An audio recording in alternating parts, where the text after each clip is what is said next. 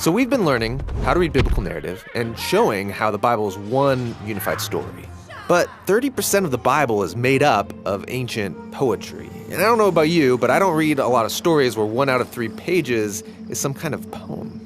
Yet poetry is everywhere in the Bible. Some biblical books are entirely poetry. Most of the Hebrew prophets wrote masterful poems, and the majority of God's speech in the Bible is represented as poetry.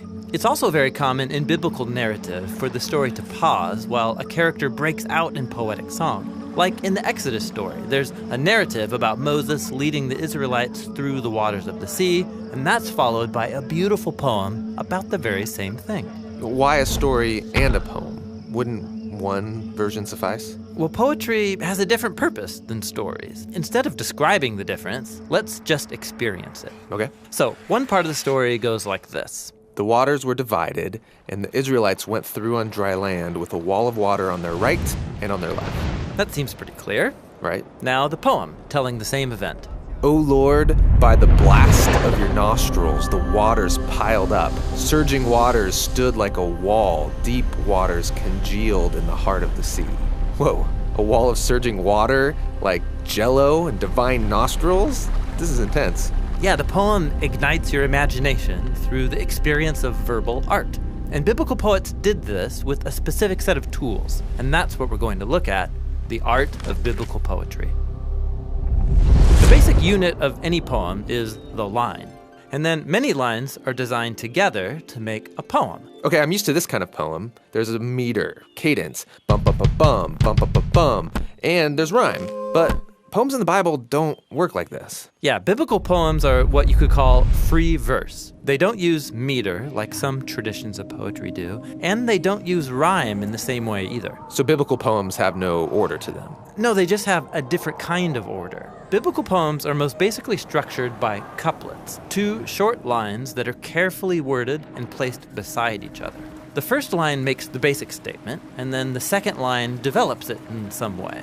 It can do this by completing the thought, or deepening it with different words or images, or by contrasting it in some way. So check out the opening of Psalm 51. You can see it in action. In the first couplet, the poet asks God to show grace and love. But how exactly? In the second line, he requests forgiveness for his failures. Okay, so this couplet is finishing one complete thought. Right. And then the next couplet opens with washing as a metaphor, and then the second line offers a more vivid image, that of a priest in the temple purifying things so they can be in God's presence. Okay, so taking an image and deepening it. Right. And then this third couplet opens with the poet's awareness of his sin deep inside. And that's followed by a description of the sin being outside. It's like it's in public, visible to themselves and other people. So this couplet takes an idea and contrasts it.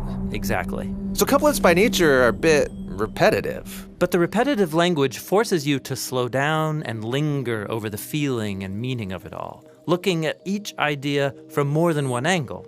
And then groups of couplets can come together around one key idea. It's like a diamond with many facets, each line offering a different glimpse into the same core reality.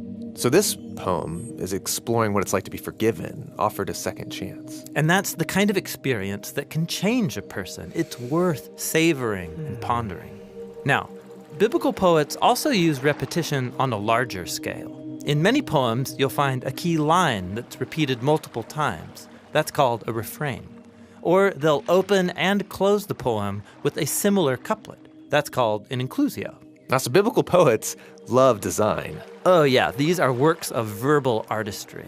These poets use repetition to create all kinds of elaborate patterns that invite the reader to make connections between different parts of the whole poem that open up even deeper layers of meaning. Cool. So I'm feeling at home with ancient Hebrew poetry. But remember, poetry isn't something you master and then move on.